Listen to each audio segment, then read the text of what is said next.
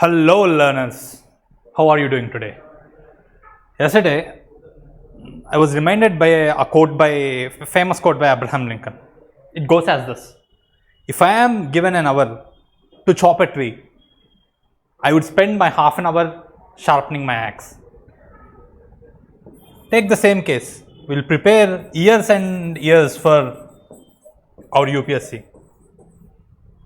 How many times have we thought to sit down and think, are we doing it right? Is our axe sharp enough to cut that mammoth tree? Today, let's take that opportunity.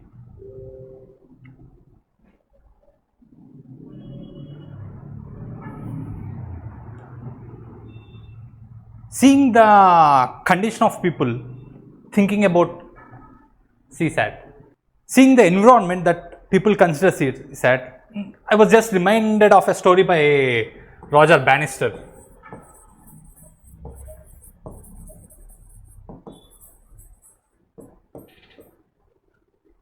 Does anyone know who it is?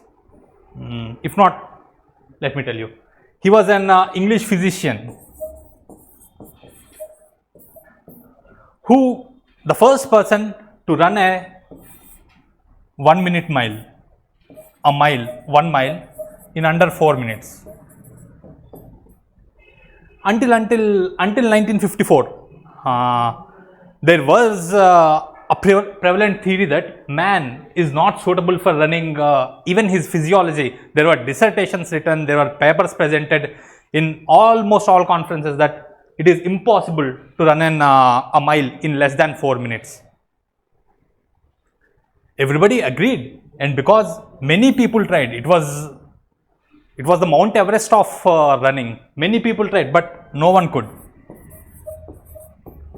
Then he is actually an English physicist. He tried to do that. He too tried many times, but he failed. Then he sat down and analyzed what needs to be done. In order to run a mile in 4 minutes, he just broke it down into understandable pieces, achievable quantities. Okay, first minute, how much should I be able to run? Second minute, how much I should be able to run? And believe me, after he did it in 1954, in an year itself, at least 30 people broke this barrier. Do you think those, because he broke it, suddenly everybody became super athletes or they got a boost of energy? No.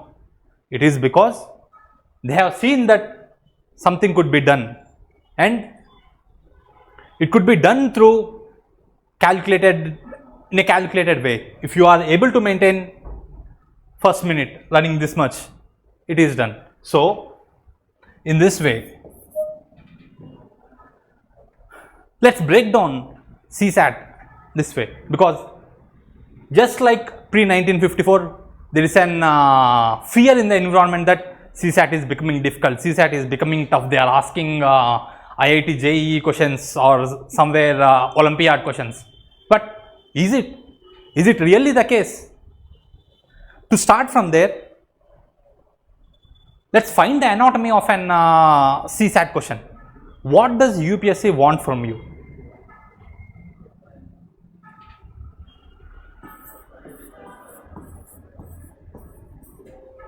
What is UPSC checking in a candidate by conducting prelims?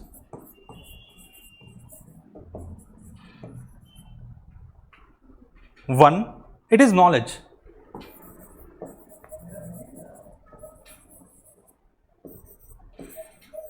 And second one, being knowledgeful doesn't cut it. It needs some more. It is necessary but not sufficient. Second one is application. UPSC checks for both of these in every question it does. Now, everybody does CSAT like they do GS. You get the concepts here, you attend classes, you give mock tests, you give test series, learn from it, you see the solutions, learn from it and do it. The same way they are doing this for CSAT too. Have you any time thought okay, is this the right way to do it? Because you may, for you they may be two subjects, GS and CSAT, but are they same subjects? Because see, just take an example. For two, suppose take these as diseases. For two diseases, you are doing the same treatment. Does it work? Okay, sometimes it may work, but does it always work? Now, seeing this, let's analyze. Let's break down to pieces like how Roger Bannister did. What does a CSAT question, what does UPSC expect of a candidate to do in a CSAT question and in a GS paper and in a GS question? Next. On the board is an, this is an GS question from CSC 2023 and this is an CSAT question. Now, let's get down to breaking it.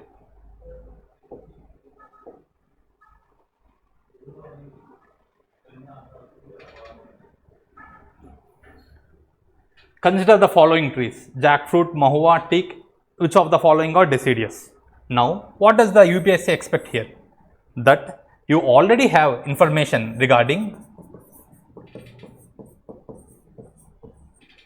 deciduous trees and you apply that here.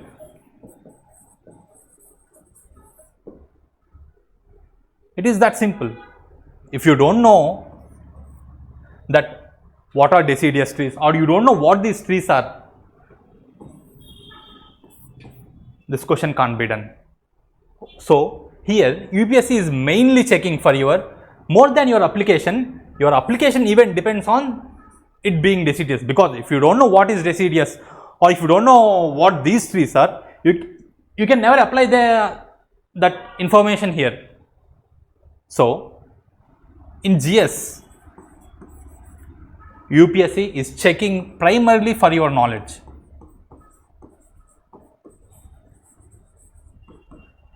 There is no knowledge present in this question.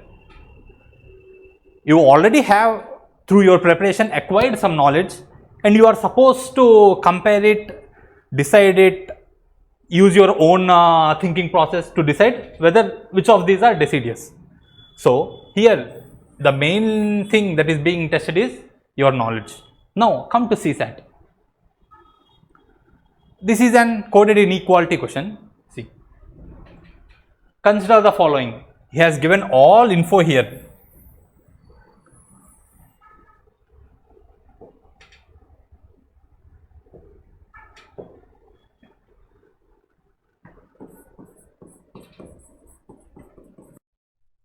So UPSC checks for two things: one, knowledge; number two, application.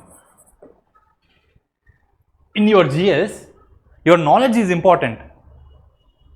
Without your knowledge, even though you have a good logic sense and all, you can't do anything. But see, in the CSAT here, there is no pre-required knowledge that you need to know to solve this question, because everything is given here.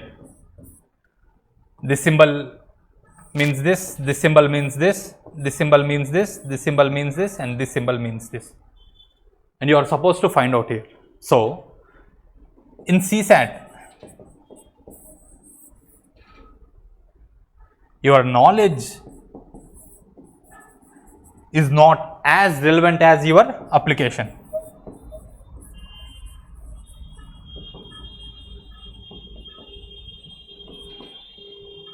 Now you understand why there is a fear of CSAT, because two different diseases, you are applying the same medicine.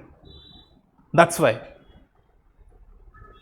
people are working hard. Really, they took CSAT as serious, but is the way they are doing it, is it correct? But you should have seen CSAT is different from GS. It needs a different process. Now, I am not guaranteeing that if you do this way, you will never fail. No, but you may pass 10 or 15 times. But if there are 100 times, if you follow the same process, can you guarantee me a success rate of more than 90-95%? That could be no, because CSAT is application based. We can get from the name itself, it is an aptitude test.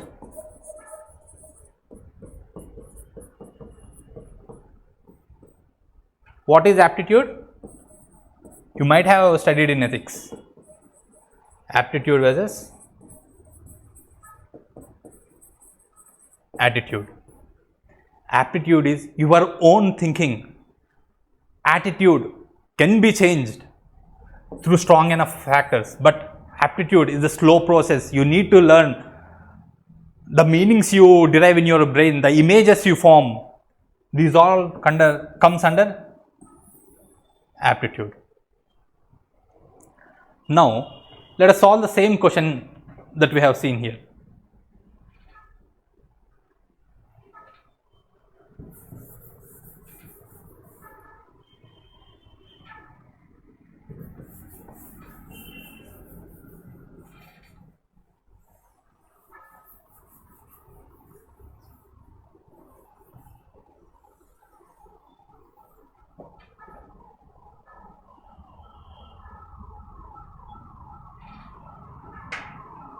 Okay, let's solve the same question here and see how many ways it can be solved.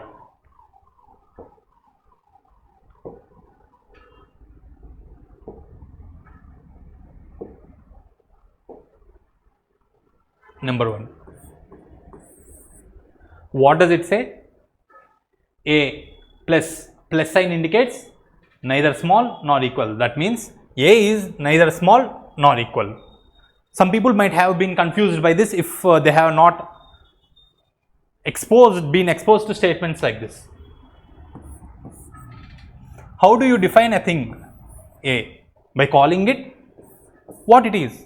It is A, or by calling it any letter in the English alphabet except B, C, D, E, F, G, H, I, J, K, L, M, N until Z. So, for anything you can describe it in two ways. You can show this is nose, or you can come around and say okay, this is nose. In the same way, here he has given a statement telling in the negative sense, not small, not equal. Now, let's define the operations here. How many kinds of operations are there? Either equals, either greater than, or lesser than. When he is telling not small, not equal, so cut this out. Not small, not equal, so it is greater than.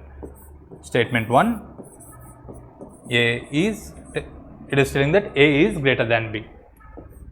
Number 2, in the same way, A minus, it is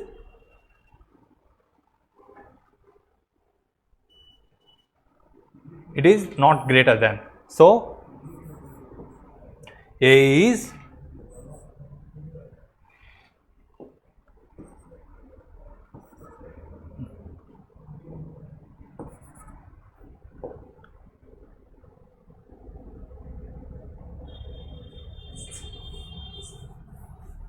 okay. For each corresponding concept, let's write side itself.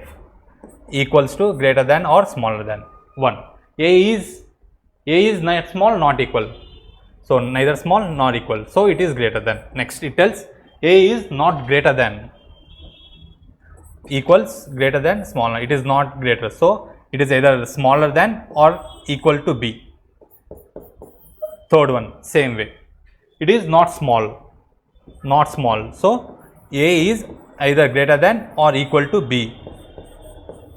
Number 4. A divided B, not great, not equal. Not great, not equal. So, smaller than. A is smaller than B. 5. Not small, not great.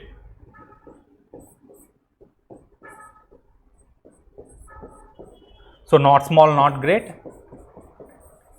A is equals to B. So, all the information is given here. You just need to apply. So, these are the 5 statements. Let's erase this off.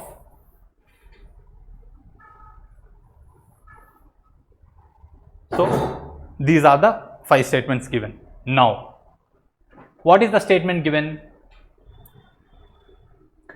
P into Q statement. P into Q. Into stands for not smaller. That is third one. So, P is greater than or equal to Q. Next, P minus T. Minus stands for not great. So, given P is smaller than or equal to T. Next, T divided by R. Divided by stands for fourth. T is smaller than R. Next, R plus or minus S, not small, not great. So, R is equals to S. So, these are the 4 things given.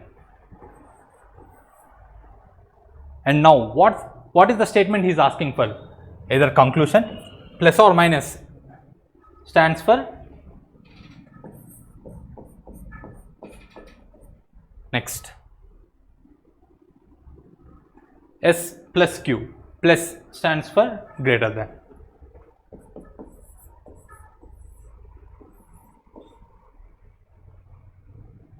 So, after applying all the knowledge here, we get what he is asking is, tell us whether Q is equals to T or S is greater than Q. Now, one way to solve this is, it is just reasoning, it's logic, applying known principles. We know that P is greater than or equal to Q. Arrange this in an orderly fashion. P is greater than or equal to Q and P is smaller than or equal to T. So, T should be greater than or equal to Q and T is smaller than R. So, T is smaller than R and R equals to S. Now, he is asking us the relationship between Q and T. Q is here, T is here. He is asking us equals to, but there is a chance of this being greater than, right? So, in this case, Q is equals to 2. Not always, although it is possible, but in many cases it could be, because Q could be, P could be greater than Q and T could be greater than P. In only one case we get T equals to P equals to Q. So, since there is a possibility that Q should be, Q being greater than P greater than T, it is not always possible, but take the second one. Even though you consider everything as equal, now reduce everything here. He is asking for Q and S. S is equals to R. So, your S comes here. S is greater than, even if you assume equality, Q is P, Q equals to P equals to T. S is greater than Q. So, in no case does this condition fail. So, what is the answer? This. This is going by the logic way, but what did I tell you?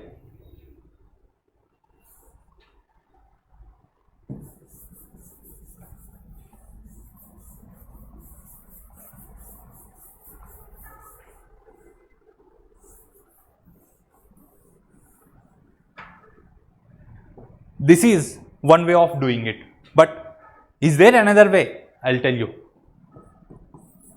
We call this Laila Majnu method.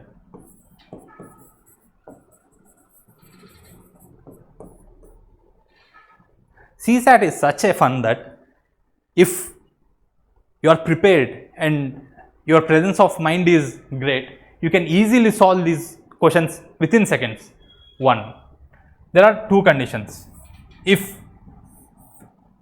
consider the symbol here. If the symbol is like this, you can go from this side to this side. Consider it as an open door. Door closes and opens. Consider this symbol as open door. You open it, you can go that way. You can go this way, but you can't come this way. Let's do everything like this. Let's define every symbol this way. Equals to. You can go from this way to this way, but you can't come from that way. Next. Equals to. It is open. You can come this way or you can go that way. Next. Lesser than. You can come from there to here, but you can't go from here to there. These are the same principles. No need to by heart, nothing. If you see an open sign, think of these as doors. Open, go. You can't. If you see a pointy end, you can't come from that side. Now apply the same technique here. Yes, should be. What are the statements given? We need to validate the statements here. Yes, should be easily able to travel to Q. Now apply the same here. Yes, can travel because open end, here also open end, here also open end. So S is equals to Q. But see, Q is equals to T. Q must be able to travel to T. This. So Q, in the first instance itself, we get a pointy end. So it is done. How many? No, I am explaining, it took 2 minutes, but if you know these rules, it is hardly a 30-second question.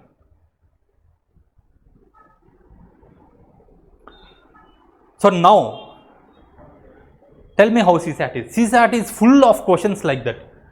People think normally, suppose, let us assume that you have not taken all these questions there, you don't know how to frame this.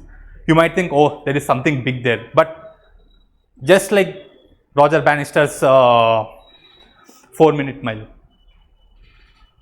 break it into blocks, see what is possible, and believe me, every CSAT questions you can solve it through options itself. You can pass CSAT even if you don't know any concept through options itself.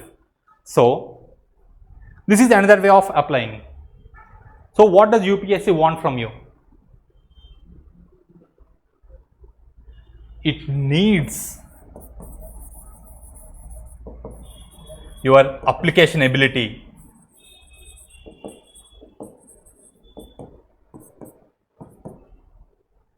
In CSAT. So what are the conclusions here? Your GS preparation should not be used for CSAT preparation too. There are 2 different B's. Each needs their own respect and their own way of solving it. Next, CSAT is focusing on your application ability, and to apply, what do you need to know? First, you need to have a bird's eye view of the whole subject.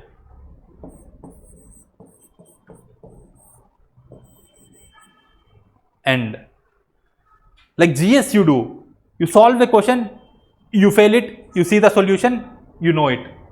That process can't be applied in CSAT, because in CSAT, solution or solving is always less than analysis. You need to analyze where you have gone wrong.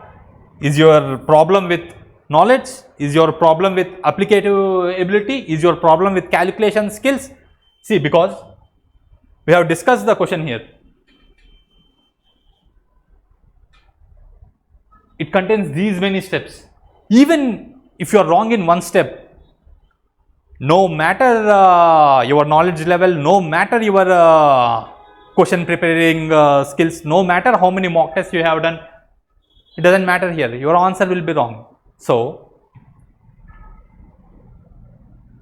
to conquer CSAT, you need a bird's eye view of the topic you are preparing, and next, your analysis is more important than you solving the question. I hope. And we have designed our CSAT crash course like how Roger Bannister did. We did the same. We divided everything, the syllabus, into all its constituent parts and thought, okay, where are students failing? What needs to be done? And our course is designed to give you the whole 360-degree view, so that questions questions unfamiliar to you will not come in the CSAT, and next, even if they come, you are equipped enough to deal with them. Thank you.